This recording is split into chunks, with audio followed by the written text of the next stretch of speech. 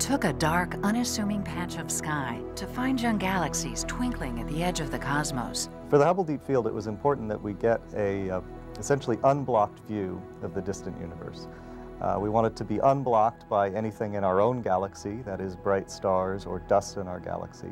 We wanted to avoid any bright nearby galaxies that might have essentially dominated the picture. And so we had to do some studies to find a field of sky that was essentially boring in every way, so that we could look at the distant galaxies. The team targeted Hubble's continuous viewing zone, narrow patches of sky near the North and South poles, where Hubble can stare for several days without being blocked by the Earth. The long exposure brings out wispy detail in galaxies as far as 12 billion light-years away, but the telescope also captures light that astronomers need to filter out. The problem is that the telescope itself is subject to radiation from charged particles, most of which come from the solar wind.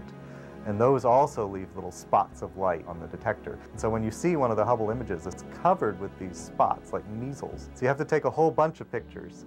These spots will move around because they're not on the sky, but the galaxies and the stars will stay there. So you take a whole bunch and you combine them together, keeping only the things that don't change from image to image. In all, it took 350 images with 3 different color filters for the team to piece together the final Hubble Deep Field image.